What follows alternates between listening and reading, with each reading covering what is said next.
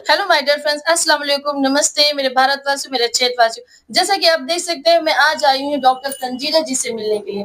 तो मैं पहले ये बताना चाहूंगी कि मैं आई क्यों हूँ इनसे मिलने के लिए। 4-5 दिन पहले मेरी काफी तबीयत खराब हो गई थी, मतलब मेरा डाइजेशन खराब हो गया था, क्योंकि बहुत दिनों से मेरे जो है ना इलाज चल रहा था, जिसकी वजह से मुझे कई तरीके की प्रॉब्लम्स हो गई, जिसमें से एसिडिटी प्रॉब्लम की वजह से मैं खाना भी नहीं खा पा रही थी, पानी भी नहीं पी पा रही थी।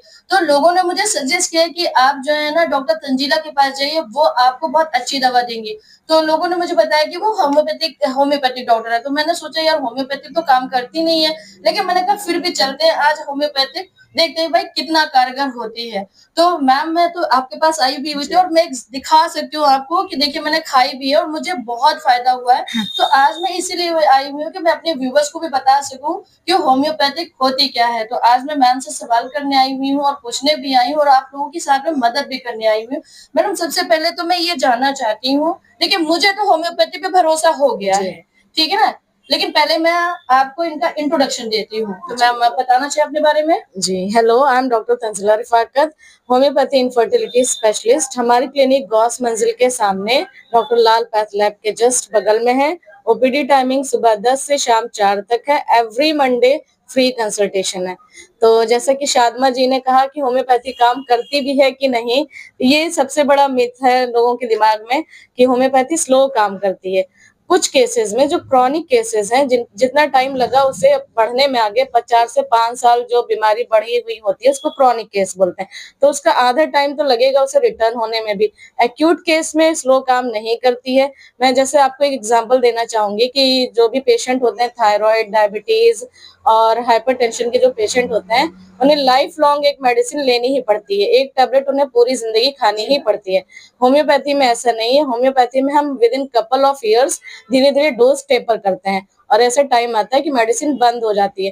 तो with in a couple of year best है या लाइफ लॉन्ग एक मेडिसिन लेना बेस्ट है? जी मैम, जो आप कह रही है वही बेस्ट है। अच्छा, दूसरा सवाल मेरा डॉक्टर तंजीला से ये है कि मैम जैसे कि आजकल के हसल बसल की जिंदगी में, जैसे कि जो युवा वर्ग के हैं, जो यूथ है, जो न्यू जनरेशन है, जैसे कि गर्ल्स एंड बॉयज की अगर हम बात करें, तो उनके अंदर बहुत ज्यादा जैसी प्रॉब्लम्स होती है, हेयर फॉल्स के बारे में होती है, उनको स्किन प्रॉब्लम्स होती है, जैसे कि पिंपल्स का आ जाना, उनका डाइजेशन का खराब होना।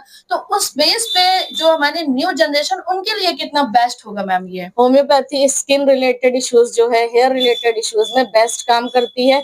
एलोपैथी में पैलिएशन होता है। जब पिंपल निकला हुआ है तो उसको मेडिसिन ऐसी दी जाती है जो दबा दिया जाता है, सप्रेस किया। होम्योपैथी जड़ से ठीक करता है, आपके रूट कॉज पर काम करता है होम्योपैथी।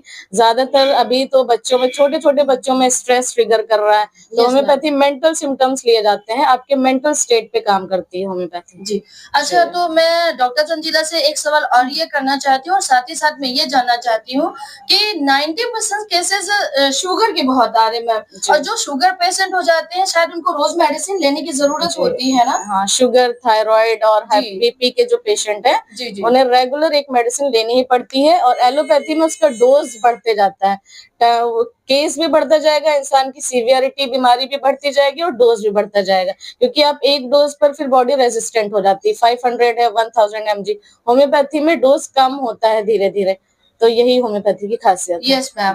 तो मैं साथ ही साथ इसके बारे में भी बात करना चाहती हूँ और एक सवाल और कर लेती हूँ डॉक्टर तंजीला के साथ कि मैम जैसे कि हम लोग रूरल एरिया में रहते हैं और वहां पर ये होता है कि जो लेडीज प्रेग्नेंट होती हैं, तो उनको जैसे कि बुखार आ जाता है, उनको जुकाम हो जाता है या छोटी मोटी चीजें हो जाती है जो मौसमी होता है, तो उसमें लोग सजेस्ट करते हैं कि दवा नहीं खानी चाहिए। तो क्या मैम, मुझे तो लगता है कि शायद होम्योपैथिक बेस्ट होगा, आप बताना चाहें मैम इसके बारे में। होम्योपैथी एक्सट्रीमली सेफ मेडिसिन है। यहाँ तक प्रेगनेंसी में सेफ है, यहाँ तक कि ऐसा कह सकते हैं कि न्यूबॉर्न बेबी में भी होम्योपैथी तुरंत दे सकते हैं हम लोग। इवन डेथ बेड पे जो पेशेंट है उनमें भी होम्योपैथी सेफ है। उसके कोई साइड इफेक्ट नहीं है। अगर कुछ माइल्ड साइड इफेक्ट्स होंगे तो वो पेशेंट को पता तक नहीं चलते हैं। वैसे डॉक्टर तंजीला से मिलकर मुझे बहुत अच्छा लगा और मेरा मन कर रहा है कि मैं सवालों की झड़ी लगा दूं, लेकिन बात ये कि वीडियो बहुत लंबी होती जा रही है, तो मैं अपनी बात को यहीं पे खत्म करना चाहूंगी। मैं फिर आऊंगी, क्योंकि वाकई में मुझे आपकी जो दवा है ना, ये बहुत, मुझे, मैं सच बताती हूँ, मैं बहुत सेटिस्फाई हूँ। तो मैं आप लोगों से ये कहना चाहती हूँ कि भाई आप लोग भी डॉक्टर तंजीला के पास आइए, जैसे कि इन्होंने पहले भी अपना एड्रेस बताया गौस मंजिल के सामने, चाहे फिर वो निहालगढ़ चकजंगला की बात हो, जलालपुर करीटी की बात हो, या पालपुर की बात हो, या बगल में हमारा मोहनगंज है, हमारा इन्होना है, ये कम से कम 20-25 किलोमीटर के रेंज में आता है। और मैं आपको बताती हूँ, मुझे भरोसा हुआ तभी मैं अपनी वीडियो को शूट कर रही हूँ डॉक्टर तंजीला जी के साथ।